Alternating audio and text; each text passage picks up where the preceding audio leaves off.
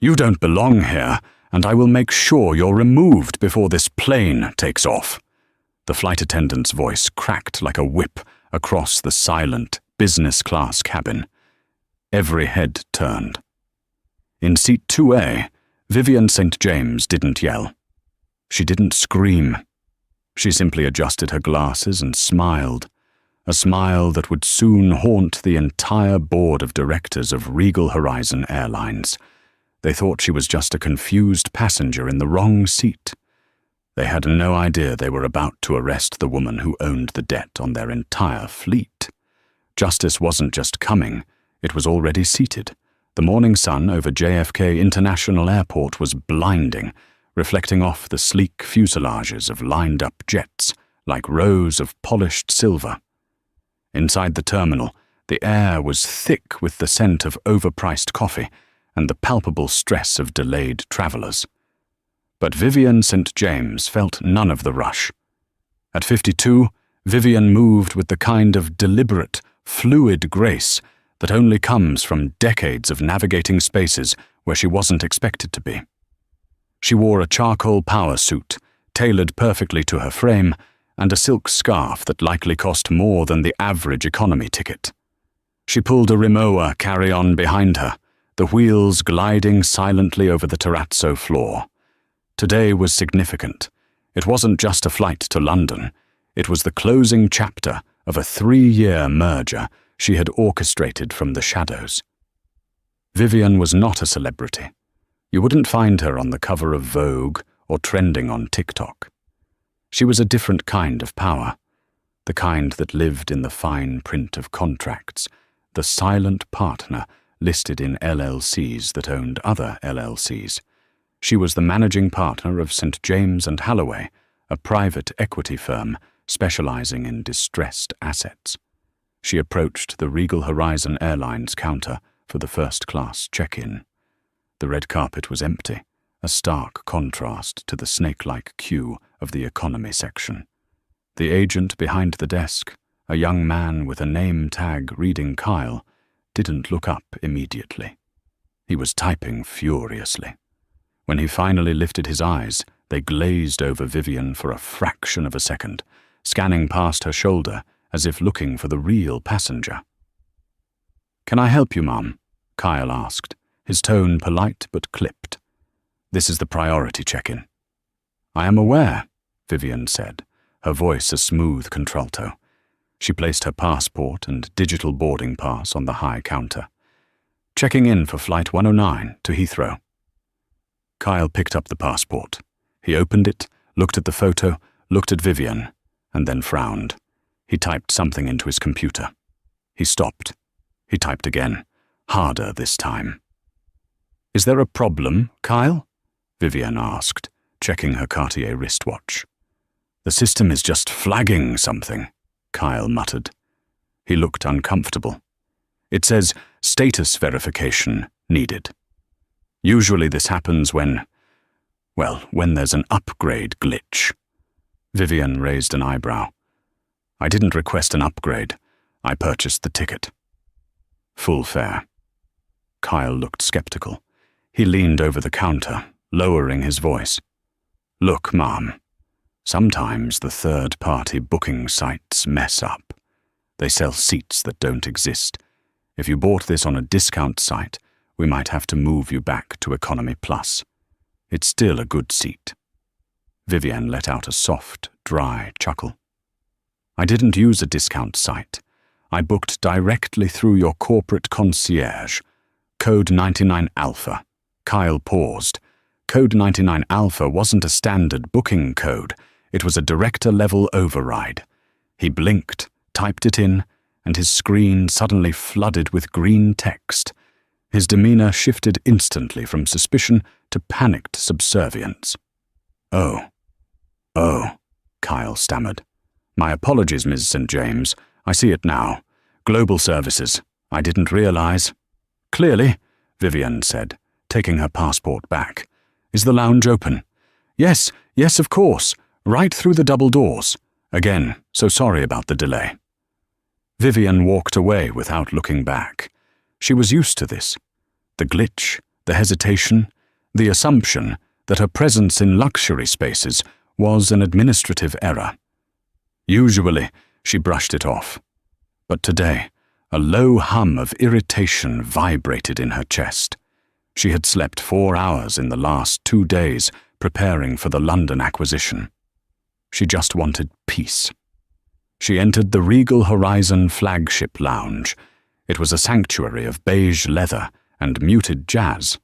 She found a secluded corner, opened her laptop, and began reviewing the acquisition documents for Aerotech Dynamics, the company that supplied the navigation software for half the commercial fleets in the world, including Regal Horizon. As she worked, she noticed a woman staring at her from the adjacent seating area. The woman was wearing a Regal Horizon uniform, navy blue blazer, gold wings, and a tightly wound bun. She was sipping coffee and whispering to a colleague. The flight attendant, whose silver nameplate gleamed under the lounge lights, had eyes that were narrowed, calculating. Her name tag read Brenda. Brenda Coburn had been flying for 25 years. She was the lead purser for Flight 109. She considered the plane her personal living room, and she had very specific ideas about who should be sitting on her good furniture. She watched Vivian typing on her laptop, noting the expensive jewelry, the confident posture. "Who is that?" Brenda whispered to the junior flight attendant, a girl named Jessica. "I don't know," Jessica shrugged. "Probably a diplomat or a celebrity's wife." "She looks like she thinks she owns the place," Brenda muttered, taking a sip of her latte. "I hate when they let people use miles to clutter up the lounge. It ruins the exclusivity." "I think she's in business, Brenda," Jessica said. "I saw her ticket on the app manifest. Seat 2A. Brenda scoffed. 2A? That's a bulkhead window. Prime real estate. Probably an employee pass rider or a lottery winner. Watch, she'll be demanding champagne before we even push back." Vivian felt the weight of the stare. She glanced up, locking eyes with Brenda. Brenda didn't look away. Instead, she gave a tight, synthetic smile that didn't reach her eyes, then turned her back. Vivian closed her laptop. "Just get to London," she told herself. "Sign the deal. Then take a month off in the Maldives." She didn't know that she would never make it to London that day. Boarding was usually a chaotic symphony of shoving and overhead bin Tetris, but for Group 1, it was supposed to be seamless. Vivian was the third person to board. She stepped onto the aircraft, the smell of recycled air and sanitizer greeting her. She turned left into the business class cabin. It was luxurious. Lie-flat pods, massive screens, and privacy dividers. She found seat 2A, stowed her Rimowa in the overhead bin with practiced ease, and sat down. She took out her noise-cancelling headphones and a thick binder of legal documents. "Excuse me." The voice was sharp. Vivian looked up. It was Brenda, the flight attendant from the lounge. Up close, the lines of bitterness around her mouth were more visible. She was standing in the aisle, arms crossed, blocking the path of a businessman trying to get to seat 3B. "Yes?" Vivian asked politely. "May I see your boarding pass, please?" Brenda asked. She didn't say it with the welcoming tone used for premium passengers. It was an interrogation. Vivian sighed internally. Here we go again. She tapped her phone screen and held it up. "Seat 2A, Vivian St. James." Brenda leaned in, squinting at the phone without touching it. She didn't scan it. She just looked at it. Can I see your ID as well?" The businessman behind Brenda shifted impatiently. "Is there a hold-up?" "Just a moment, sir," Brenda said, flashing him a warm, apologetic smile before turning her icy gaze back to Vivian. "Just checking security protocols. ID, please." "Is it standard protocol to check ID at the seat after boarding?" Vivian asked, her voice calm but firm. "I showed it at the gate. I showed it at TSA." I am the lead flight attendant on this vessel, Brenda stated, her voice rising slightly so the surrounding passengers could hear. I have the authority to verify the manifest. There have been irregularities with seat swapping lately. Vivian reached into her purse and pulled out her passport. She held it open. Brenda glanced at it. St. James. Right. Okay, put it away. She didn't apologize. She turned to the businessman. So sorry about that, Mr. Henderson. Let me take your coat. Would you like a pre-departure beverage? Champagne? Mimosa? Vivian waited for Brenda to ask her for a drink order. Brenda hung Mr. Henderson's coat, chatted about the weather in London, and then breezed past Vivian's seat without a word, heading to the galley. Vivian sat in stunned silence for a moment. It was petty, it was childish, but it was also blatant. She pressed the call button. A minute passed, then 2. The cabin was filling up. Finally, the junior attendant, Jessica, hurried over. She looked nervous. Yes, ma'am? Can I get you something? I'd like a sparkling water, please, Vivian said. And could you ask the lead attendant to come back? I believe she skipped my drink service. Jessica's eyes darted toward the galley where Brenda was loudly instructing the crew. I can get you the water right away, Ms. St. James. Thank you, Jessica. Jessica ran off. Moments later, Brenda appeared. She didn't look happy. She marched down the aisle and stopped at 2A. You rang the call bell? Brenda asked. We are in the middle of boarding. It's very busy. I noticed you offered a beverage to the gentleman in 3B and the couple in 1A and 1B, Vivian said, removing her glasses. You seemed to have missed me. I was getting to everyone, Brenda lied. Her face was flushing pink. You don't need to be impatient. You're lucky to be sitting here. Let's not make a scene. Vivian froze. The air in the cabin seemed to drop 10 degrees. Excuse me? Lucky to be sitting here? I know how the upgrade list works, Brenda snapped, dropping the facade of professionalism entirely. You get bumped up at the last second because the flight isn't full, and suddenly you think you're royalty. I have full fare paying customers to attend to. I will get you your water when I have time. I am a full fare paying customer, Vivian said, her voice dropping to a dangerous, low register. And your behavior is unacceptable. I would like your name and employee ID number. Brenda laughed. It was a harsh, incredulous sound. You want my ID? You're threatening me? I am documenting a service failure, Vivian corrected. Listen to me. Brenda leaned over the pod wall, invading Vivian's personal space. I don't know who you think you are or who you know, but on this plane, I am the boss. If you continue to harass me, I will have you removed. Do you understand? Now, put your phone away and sit down. Vivian hadn't moved her phone, but now she slowly lifted it. I think I'd like to speak to the captain. The captain is busy pre-flighting, Brenda hissed, and he doesn't like unruly passengers. I am not unruly. I am asking for the service I paid for. That's it. Brenda straightened up, smoothing her uniform. She looked around the cabin, performing for the audience. I have asked you to calm down. You are becoming aggressive. You are scaring the other passengers. The man in 3B, Mr. Henderson, looked up from his newspaper. She's not doing anything, he said, frowning. She just asked for water. Brenda ignored him. She looked directly at Vivian. This is your last warning. Be quiet or you're off. Brenda turned on her heel and stormed toward the cockpit.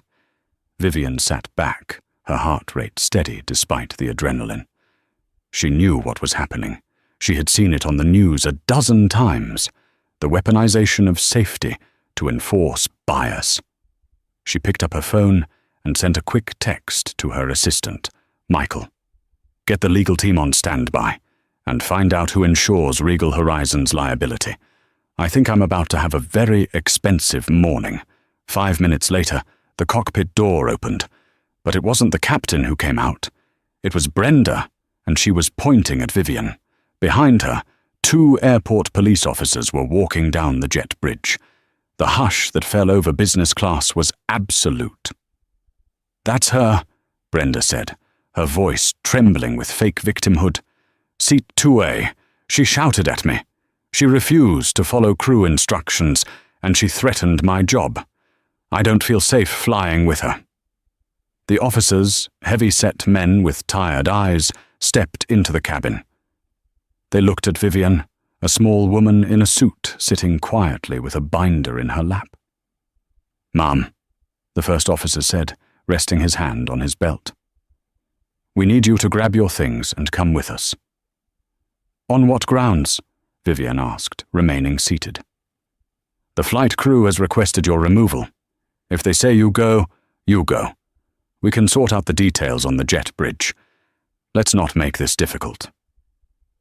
Vivian looked at Brenda. Brenda was smirking, a look of pure, triumphant malice. She had won. She had exerted her power and put this woman in her place. Vivian closed her binder. She stood up. She didn't argue. She didn't resist. She picked up her rimowa. As she stepped into the aisle, she paused in front of Brenda. "You have made a mistake," Vivian said softly. "Get off my plane," Brenda sneered. Vivian walked off the plane, flanked by the police. As she passed the cockpit, the captain, a man named Reynolds, glanced out. He looked annoyed at the delay, trusting his purser's judgment blindly. As they walked up the jet bridge, the first officer took out a pair of handcuffs. "Ma'am, because of the report of aggression, policy says we have to restrain you until we get to the station." "Is that necessary?" Vivian asked. "I am cooperating." "It's policy for threatening crew members," the officer said. He grabbed her wrists. The cold steel clicked shut around Vivian St. James's wrists. Someone in the terminal was filming. Vivian saw the phone raised. She didn't look away. She looked right into the camera lens. Good, she thought. Let the world see. Regal Horizon Airlines had just arrested the one woman who had the power to turn off their lights. The holding cell at the JFK Port Authority precinct was a stark, dehumanizing cube of cinder blocks, painted a glossy, institutional cream color that had yellowed with age. It smelled of stale sweat, industrial floor cleaner, and the lingering despair of 1,000 bad days. Vivian St. James sat on the cold metal bench, her posture as erect as if she were chairing a board meeting. Her wrists ached. The handcuffs had been tight, punishingly so.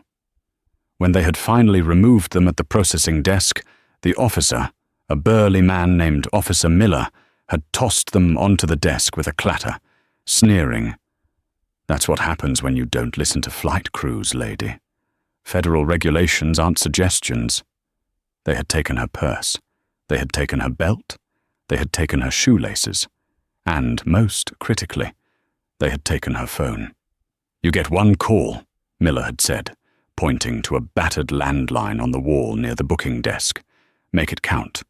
Then you go in the cell until the arraignment judge is available. Might be tomorrow morning." Vivian had looked at the phone. She didn't call a bail bondsman. She didn't call a crying relative. She dialed a number from memory, a number that bypassed the reception desk of one of Manhattan's most vicious litigation firms and went straight to the burner phone of the managing partner. "Sterling," a voice answered on the second ring. It was Harrison Sterling. He didn't say, "Hello." He didn't waste breath. "Harrison," Vivian said, her voice steady, though her throat was dry. "It's Vivian. I'm at JFK, Precinct 4. There was a pause on the line, a heavy, terrifying silence. "Vivian? You're supposed to be wheels up to London. Why are you at a precinct?" "I was arrested on board Flight 109. Disorderly conduct, failure to comply with crew instructions, assault." "Assault?" Harrison's voice dropped an octave. You? Allegedly, Vivienne said. A flight attendant named Brenda Coburn decided my presence in business class was improbable. She escalated. I was removed in handcuffs. Are you hurt? My wrists are bruised. My reputation is currently being shredded, I assume. But Harrison? Yes. Execute Protocol 7. Harrison choked on his breath. 7? Vivienne? That's the nuclear option.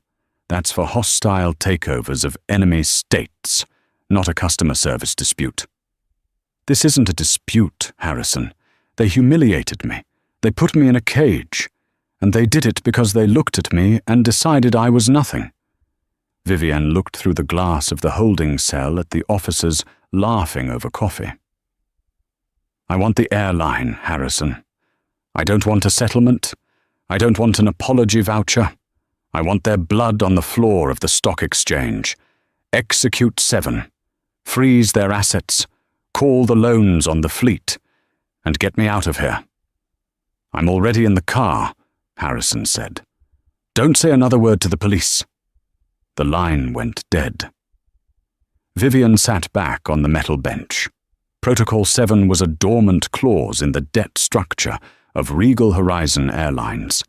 3 years ago, when the airline was teetering on bankruptcy during the fuel crisis, they had taken a massive high-interest loan from a consortium of private lenders to stay afloat. That consortium was a shell company wholly owned by St. James and Halloway. The loan agreement had a goodwill and reputational clause. It stated that if the airline's management or operations caused significant, irreparable material harm to the reputation of the lender or its principals, the lender had the right to demand immediate repayment of the principal balance, $4.2 billion. Due immediately. Vivienne closed her eyes. She wasn't just a passenger. She was the bank. Outside the precinct, the digital world was already catching fire. The passenger who had filmed her arrest, a teenage influencer named Chloe, had uploaded the video to TikTok. The caption read, WTF, Regal Horizon flight attendant, kicks off quiet lady for no reason. Police cuffer. Racist airline boycott. Regal flight waserosos. The video was damning. It showed Vivienne sitting calmly. It showed Brenda screaming. It showed the police dragging a small, well-dressed woman away while she politely asked, Is this necessary? Within 20 minutes it had 50,000 views. Within an hour it had 1 million. The algorithm picked it up and threw it into the faces of every traveler in America. Comments poured in. Travel guru, I've flown with Brenda before. She's a nightmare.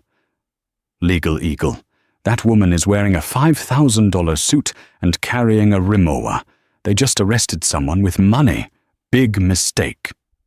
Investigative Joe, wait, does anyone else recognize her? I think that's Vivienne St. James. She's a Wall Street legend. The storm was brewing, but inside the precinct, the officers were oblivious.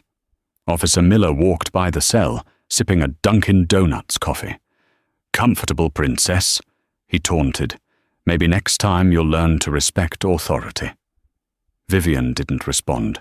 She just watched him with eyes like cold obsidian. Enjoy your coffee, she thought. By tomorrow, your pension fund might be holding worthless stock. The headquarters of Regal Horizon Airlines was a glass monolith in downtown Chicago, designed to look like a vertical wing. On the 45th floor, the air was usually conditioned to a crisp, sterile perfection. Today, however, the air in the executive suite felt suffocatingly hot.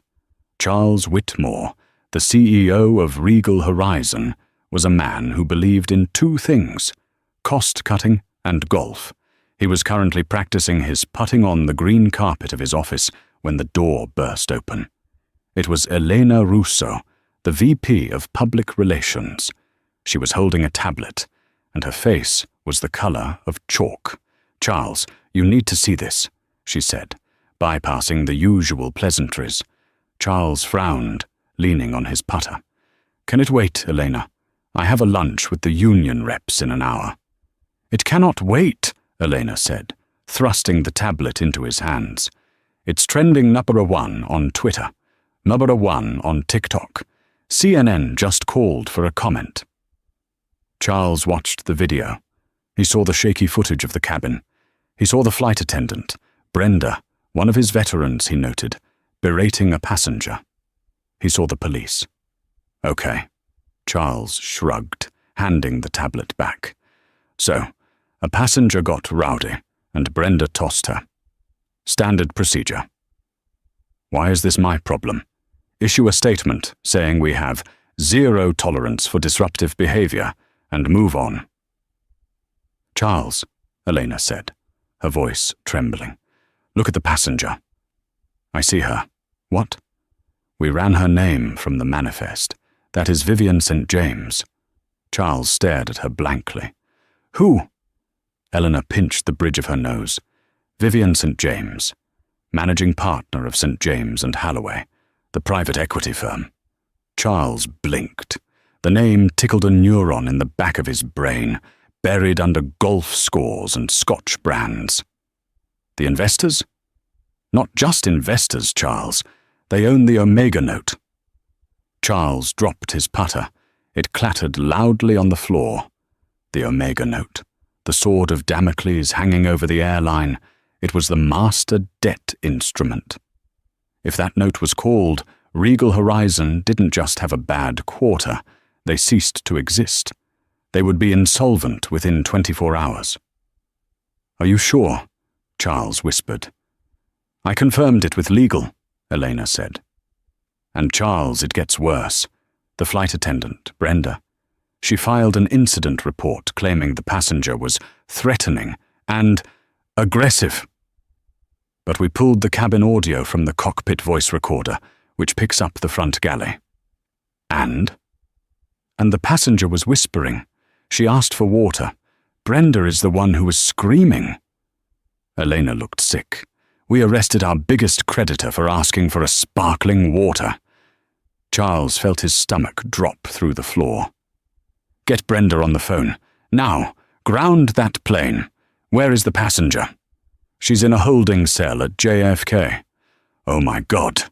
Charles grabbed his jacket. "Get legal on the phone. Get the NYPD. Get the mayor. I don't care who you call. Get her out of that cell."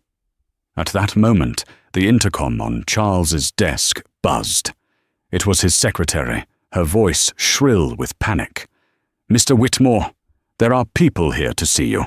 "I'm not taking meetings," Charles roared. "Sir, they walked past security. They're serving us." The double doors to the CEO's office swung open. 3 men in dark suits walked in. They didn't look like process servers. They looked like undertakers. The man in the center was tall, with silver hair and a jawline that could cut glass. It was Harrison Sterling. "Charles Whitmore?" Harrison asked pleasantly. "Who are you? You can't just barge in here." Charles stammered, backing up behind his mahogany desk. Harrison reached into his briefcase and pulled out a thick document bound in blue paper. He tossed it onto the desk. It landed with a heavy thud. "My name is Harrison Sterling. I represent Miss Vivian St. James. And that," he pointed to the document, "is a formal notice of default and acceleration of debt." "You can't do that," Charles sputtered. "We haven't missed a payment." "Read Clause 14, Section B," Harrison said cold. "The reputational harm clause. Your employee, acting as an agent of this airline, falsely imprisoned my client, defamed her globally, and violated her civil rights. You have damaged the brand of St. James and Halloway by associating its managing partner with criminal conduct." Harrison leaned forward, placing his hands on the desk. "You owe us $4.2 billion, Charles. You have until the market closes today to wire the funds. If you don't, we seize the fleet." "This is insane," Charles yelled. "It was a mistake. A bad apple. We'll fire the flight attendant. We'll give Ms. St. James free flights for life." Harrison laughed. It was a dry, humorless sound. "Free flights? Charles, Ms. St. James doesn't want free flights. She wants your planes. She wants your slots at Heathrow. She wants the logo off the tail." Harrison turned to leave. "Oh, and one more thing. Ms. St. James has just been released.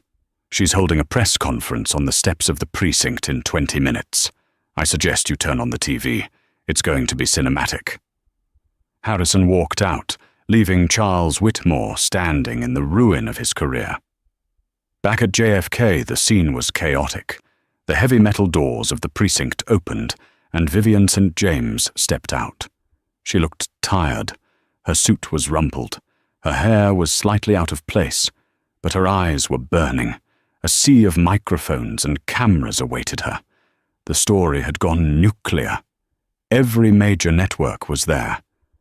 Vivian stepped up to the podium that Harrison's advance team had set up. She didn't shout. She adjusted the microphone. "3 hours ago," she began, her voice projected across the crowd, "I was dragged off a plane for the crime of existing, while black in a seat someone decided I didn't deserve." She paused, letting the cameras click. The flight attendant, Brenda Coburn, told me I didn't belong. She called the police to enforce her prejudice. She thought she was removing a problem. Vivian looked directly into the lens of the nearest camera. But she wasn't removing a passenger. She was removing the owner. A gasp rippled through the press corps. "Regal Horizon Airlines operates on money borrowed from my firm. They exist because I allowed them to exist. Today, that allowance ends. I am suing Regal Horizon for $100 million in personal damages. But more importantly, my firm is calling in its debt. To the employees of Regal Horizon, I am sorry. Your management failed you. They allowed a culture of bigotry to fester, and now the bill is due." She stepped back. The stock ticker for Regal Horizon, RHA, was visible on a screen in the terminal window behind her. It plummeted. 45 or 38 or 50, 22 noro, 10 poros. In Chicago, Charles Whitmore watched the screen in horror as the red line drove straight down, wiping out billions of dollars of market cap in seconds. But the worst was yet to come, because while the money was gone, the criminal investigation was just beginning. And Brenda Coburn, currently hiding in the crew hotel in London, having flown the flight without Vivian, had no idea that when she landed, she wouldn't be going to a pub. She would be coming back to New York in the same handcuffs she had ordered for Vivian. Karma wasn't just hitting back, it was bringing the whole house down. 3 weeks had passed since the incident on Flight 109, but the storm hadn't settled. If anything, it had mutated into a Category 5 hurricane. The internet had not moved on. The hashtag #Regal racism was still trending, fueled by leaked internal memos and the endless loop of Vivian St. James being led away in handcuffs. But the real war wasn't happening on Twitter. It was happening in the obsidian-walled conference room of Sterling, Vance and Associates, the most feared litigation firm in New York. The room was freezing. Harrison Sterling kept the thermostat at 64 degrees. He claimed it kept minds sharp, but everyone knew he did it to make sweating witnesses uncomfortable. Vivian sat at the head of the mahogany table.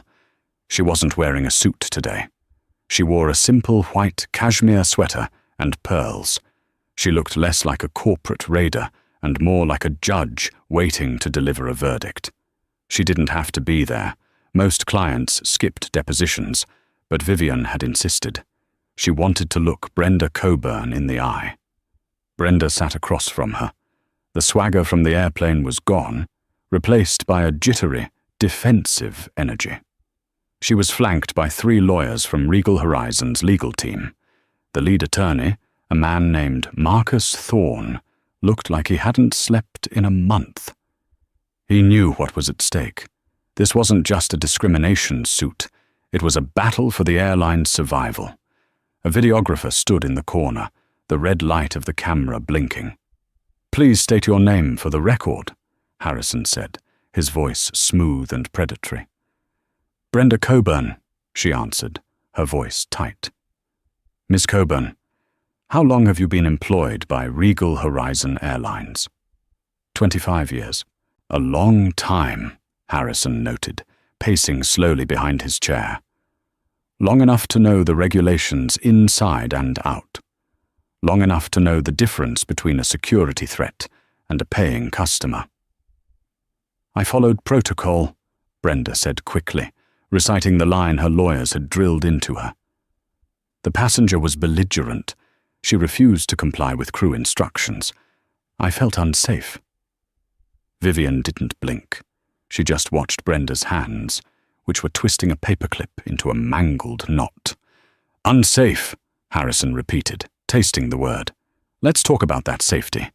You claimed in your police report, Exhibit A, that Ms. St. James shouted at you and lunged toward you. Is that correct?" "Yes," Brenda said, lifting her chin defiantly. "She was aggressive." Harrison stopped pacing. He picked up a remote control. "That's interesting, because, as you know, modern aircraft are equipped with sophisticated audio recording systems in the cockpit, which often pick up ambient noise from the forward galley and business class cabin. We subpoenaed those recordings." Thorne, the airline lawyer, shot up. "Objection. Relevance. The audio quality is poor." "The judge already ruled it admissible, Marcus. Sit down," Harrison said without looking at him. He pressed play. Static filled the room. Then the hum of engines. And then voices, crystal clear. "Excuse me. Lucky to be sitting here," came Vivian's voice. It was low, controlled, calm. "I know how the upgrade list works," came Brenda's voice. It was loud, shrill, and dripping with condescension. "You get bumped up at the last second, put your phone away and sit down. I think I'd like to speak to the captain. The captain is busy. Get off my plane." Harrison paused the recording.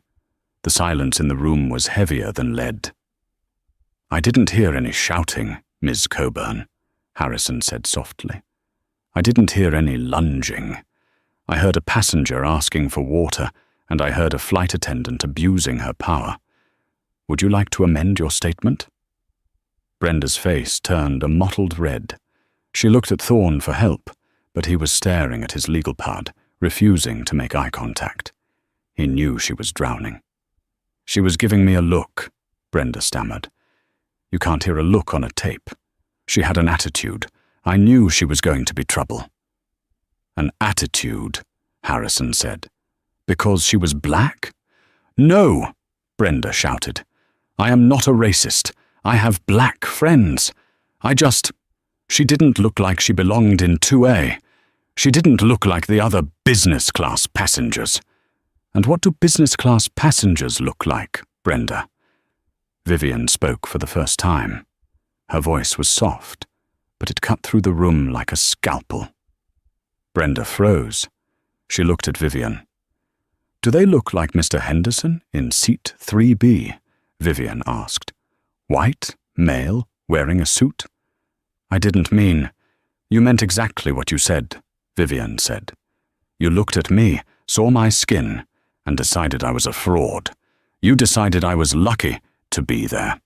You stripped me of my dignity because your worldview couldn't accommodate a black woman with power." "Objection!" Thorne yelled. "The witness is being badgered."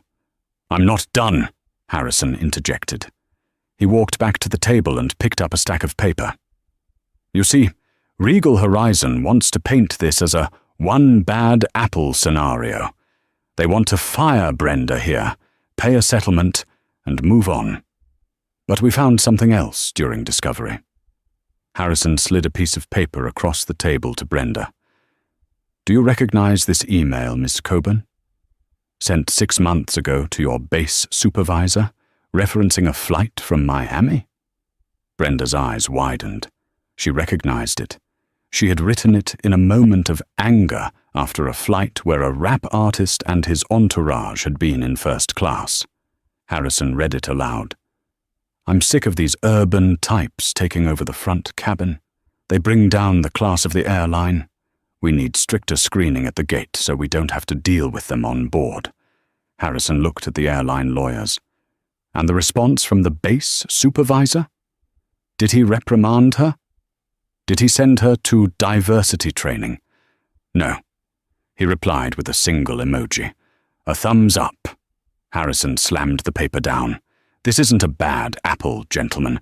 This is a rotten orchard. The management condoned it. They encouraged it. And that brings us to the reputational harm clause of the loan agreement." Thorne looked pale. He realized what Harrison was doing.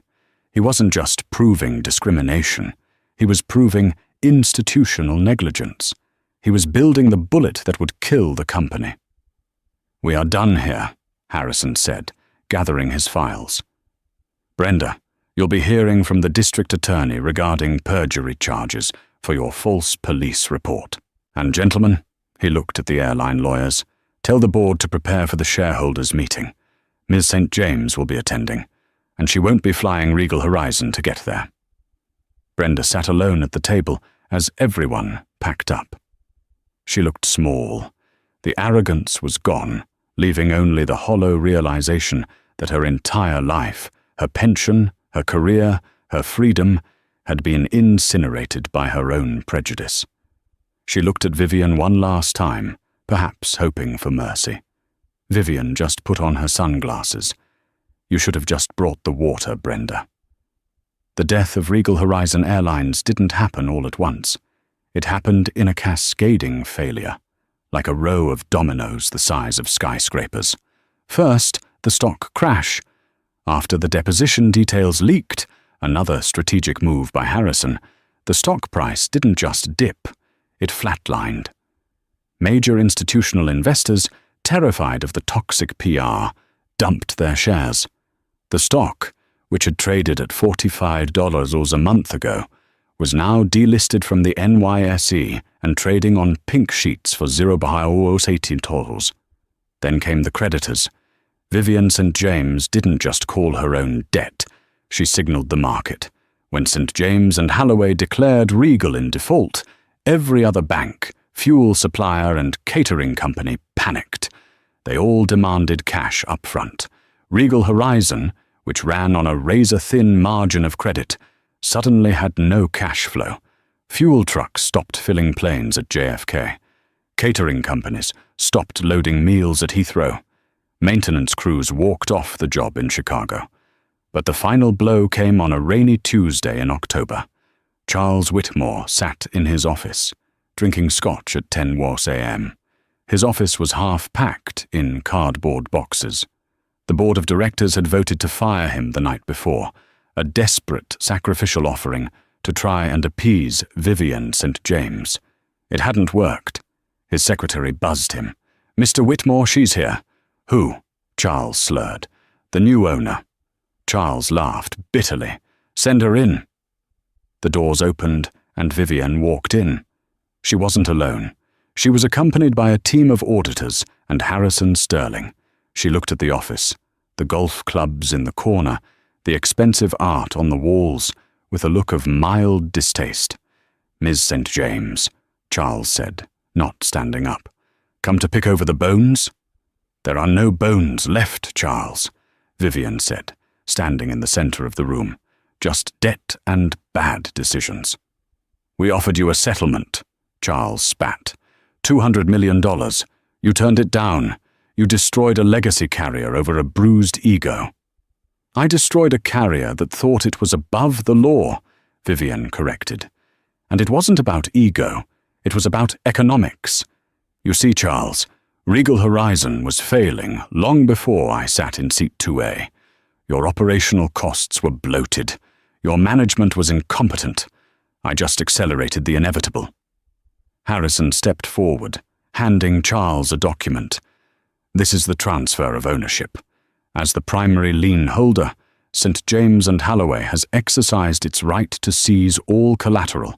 That includes the headquarters, the simulators, the slots at major airports, and the entire fleet of 300 aircraft. You're going to run an airline? Charles scoffed. You're a hedge fund manager. You don't know the first thing about aviation.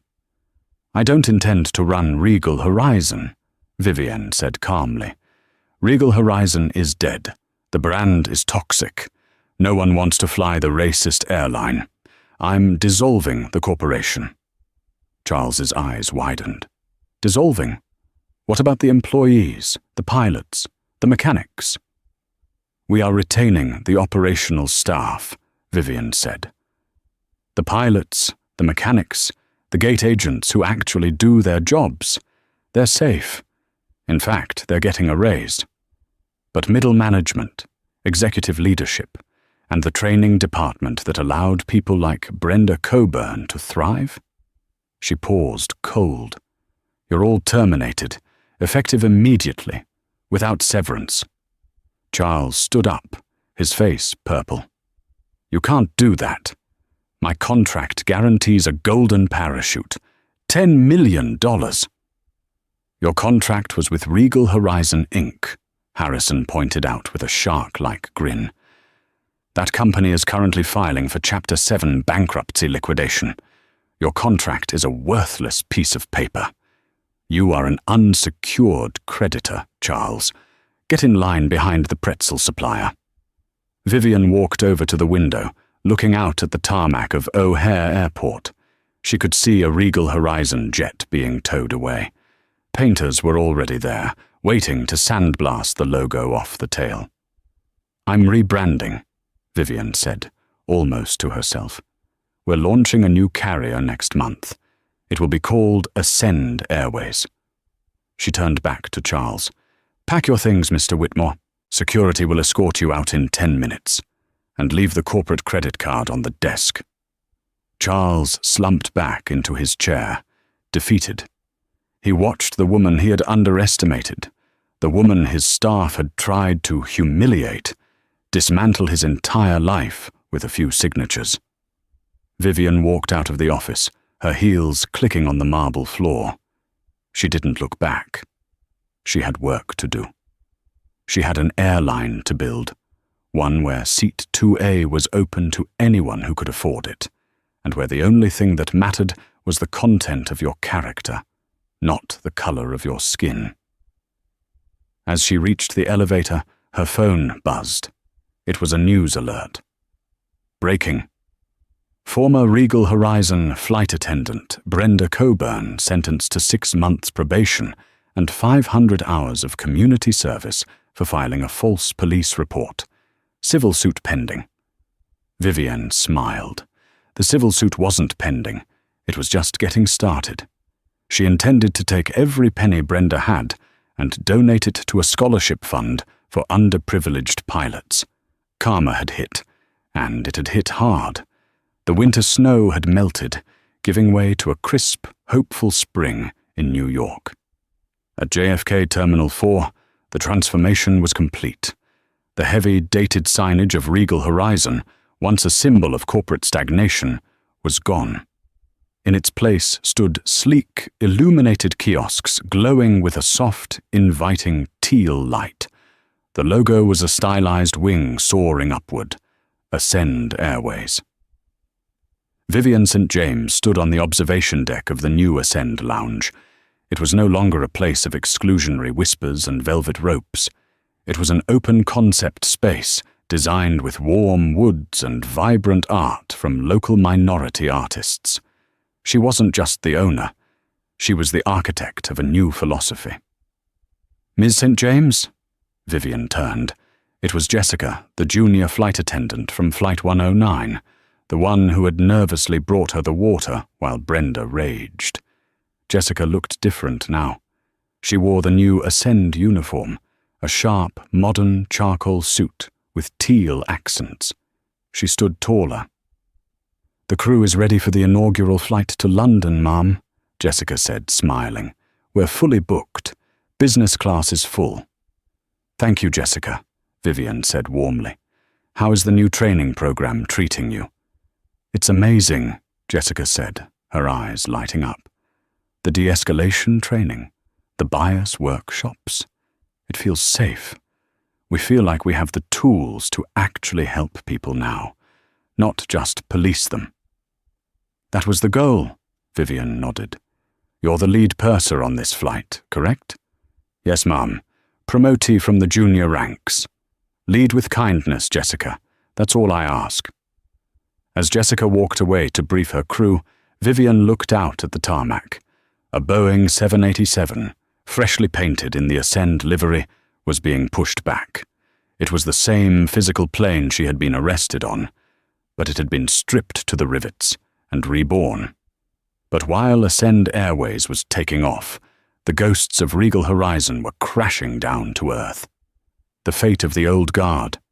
In a cramped, cluttered apartment in Queens, Brenda Coburn sat at a wobbly kitchen table, staring at a stack of overdue bills. The silence in the apartment was deafening. Her life had unraveled with terrifying speed. The airline industry is a small village. Once you are blacklisted, you are a pariah. After the video of her arrest went viral, and the conviction for filing a false police report hit her record, no airline would touch her. Not Delta. Not United. Not even the budget carriers. She had applied for a job as a receptionist at a dental office. They Googled her name. They didn't call back. She applied to manage a retail store. The hiring manager recognized her face from TikTok. The interview ended in 3 minutes. Currently, Brenda was working part-time at a warehouse fulfillment center, packing boxes for minimum wage.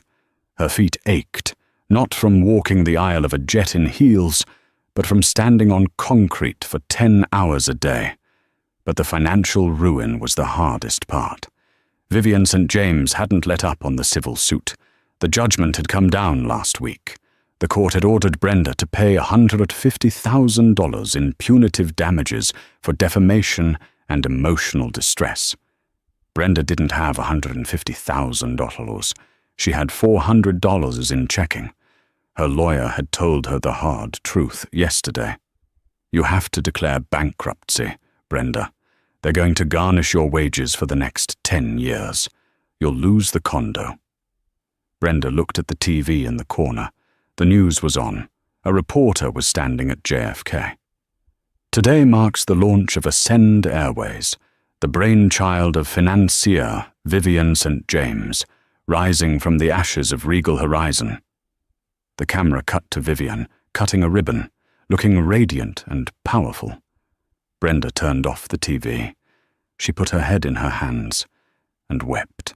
She realized too late that the power she thought she had, the power to judge, to exclude, to belittle, was an illusion. She had traded her life for a moment of petty superiority, and the price was everything she owned. The CEOs fall across the city. In a quiet, expensive bar in Manhattan, Charles Whitmore was on his 4th martini. It was 2:00 p.m. He wasn't sitting in a VIP booth. He was at the bar, alone. His bespoke suit was slightly frayed at the cuffs. When Vivian dissolved Regal Horizon and forced it into Chapter 7 liquidation, she had triggered a clause in Charles's employment contract that voided his stock options. He had been counting on that money to pay off his Hamptons estate and his 3rd divorce settlement. Now, he was being sued by the shareholders for breach of fiduciary duty. They claimed his negligence in allowing a discriminatory culture had destroyed the company's value. His assets were frozen. His friends, the ones he played golf with, the ones who laughed at his jokes, had stopped returning his calls. A young man sat down next to him. He looked like a junior banker. "Hey," the young man said, looking at the TV above the bar showing the Ascend launch. "Crazy story about that airline, huh? That lady, St. James, she's a genius. Ruthless, but a genius." Charles stared at his drink. "She's a shark," he muttered. "Nah," the young man said, signaling the bartender. "She's the market correction. You can't run a business like a 1950s country club anymore. The world changes. If you don't change with it, you get eaten." Charles didn't respond. He paid his tab with a debit card that he prayed wouldn't be declined, and walked out into the rain. He was a dinosaur in the age of meteors. The flight to freedom. Back on board the inaugural flight of Ascend Airways, Flight 109 to London, was reaching cruising altitude. Vivian was not in Seat 2A this time. She was in the cockpit jump seat, observing. Captain Reynolds, the pilot who had blindly trusted Brenda during the incident, was still flying. But he was a changed man. Vivian had personally met with the pilots' union. She had offered them a choice: undergo rigorous bias training and keep their seniority, or leave. Reynolds, humbled by the evidence of his own complicity, had chosen to stay and learn. "Smooth air ahead, Ms. St. James," Reynolds said, his voice respectful. "We're estimating London in 6 hours." "Thank you, Captain," Vivian said. She left the cockpit and walked back into the cabin. The business-class cabin was humming with quiet activity. But this time, the demographics were different. It wasn't just older white men in suits. In seat 2A, her old seat, sat a young black woman. She looked to be about 25, dressed in a hoodie and headphones, typing furiously on a laptop. She looked like a coder or a student. Vivian paused. She remembered Brenda's voice. "You don't belong here." Vivian approached the seat. The young woman looked up, a bit startled to see the owner of the airline standing there. "Hi," the young woman said, pulling off her headphones. "Is everything okay?" "Everything is perfect," Vivian smiled. "I just wanted to welcome you aboard Ascend. I hope you're comfortable." "I am. This seat is incredible," the girl beamed. "I'm actually flying to London to pitch my startup to investors. It's my first time in business class. I was a little nervous, honestly. I felt like I might stand out." Vivian reached out and gently touched the girl's shoulder. "You don't stand out," Vivian said firmly. "You belong here. You paid for the seat. You earned the meeting. Never let anyone make you feel like you are a guest in your own life." The girl smiled, a genuine, confident smile. "Thank you. I'm Maya." "I'm Vivian. Good luck with the pitch, Maya. Go get them." Vivian walked to the back of the plane. She greeted the families in economy, the students, the tourists. She saw a diverse crew serving passengers with genuine smiles, not forced rictus grins. She sat down in the very last row of the plane, by the window. She watched the clouds drift by below. She had won the lawsuit. She had won the airline. She had destroyed the people who tried to break her. But that wasn't the victory. The victory was Maya in seat 2A, working on her dreams without fear of being handcuffed. The victory was Jessica leading the crew with empathy. The victory was the name on the side of the plane, Ascend. Vivian St. James closed her eyes, and finally, for the first time in months, she slept. The plane carried her forward, leaving the turbulence of the past far behind in its wake. That is the story of how one woman turned a moment of humiliation into a movement of justice. It's a reminder that when you underestimate someone based on how they look, you might just be challenging the person who holds the deed to your future. Vivian St. James didn't just sue an airline. She proved that dignity is non-negotiable, and karma, when served correctly, is the ultimate silencer. If you enjoyed this story of justice, power, and the ultimate payback, please destroy that like button. It helps the channel so much. And if you want more stories about undercover bosses, instant karma, and corrupt people getting exactly what they deserve, make sure to subscribe and hit the notification bell so you never miss a video. What would you do if you were in Vivian's seat? Would you have sued, or would you have taken the settlement? Let me know in the comments below. Thanks for watching, and I'll see you in the next story.